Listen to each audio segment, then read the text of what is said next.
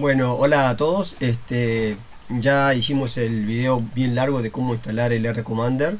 Y en este caso vamos a hacer un breve video de cómo es que debemos armar una tabla de datos para que después nos resulte adecuado su uso en el paquete que vamos a aprender a ver en el curso, o si de pronto trabajamos con otro tipo, digamos, de herramienta, como puede ser una planilla electrónica.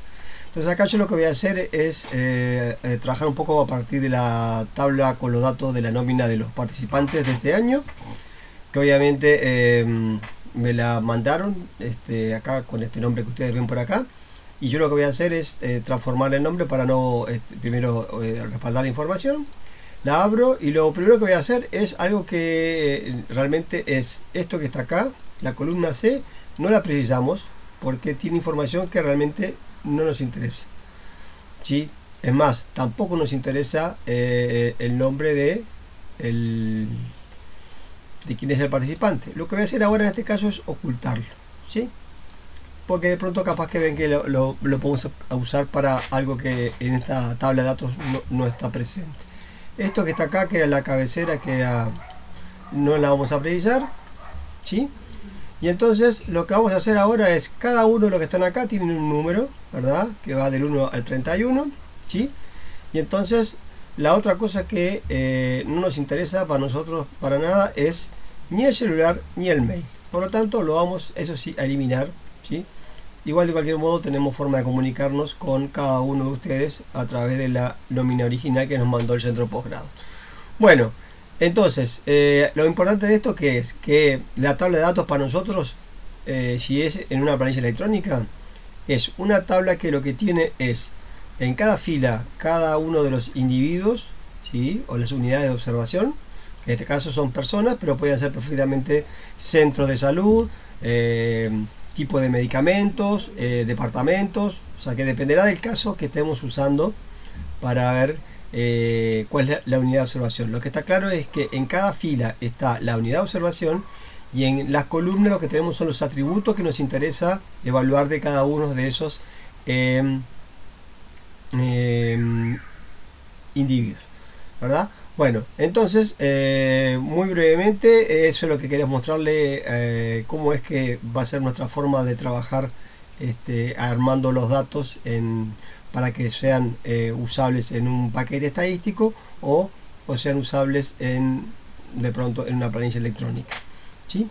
Bien, acá por ejemplo no tenemos idea, digamos, del sexo, y entonces una forma de llenarlo es o directamente saber quién es cada uno de los que están en esta fila, o de pronto podríamos, como esto lo hemos ocultado, ¿sí?, mostrarlo y de pronto acá insertar una columna, ¿sí?, y ir llenando, ¿sí?,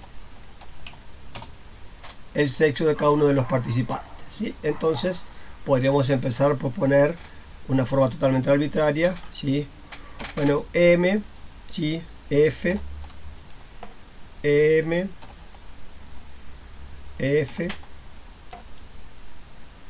M, F, F. Acá tenemos de vuelta M, F, perdón. Acá tenemos F. Acá tenemos M. Acá tenemos F. Acá tenemos F nuevamente. Y así podemos terminar de completar la tabla. Tenemos una M por acá, una M por acá, una F por acá, una F por acá, una M por acá, una M, perdón, una F por acá, una M por acá, perdón, una F, una F, una F nuevamente, una F, una M, una F, perdón, acá era una F, y acá tenemos una M, y acá tenemos una M, acá tenemos una F, acá tenemos una M, acá tenemos una F, acá tenemos una F y acá tenemos otra F y por último tenemos acá otra F.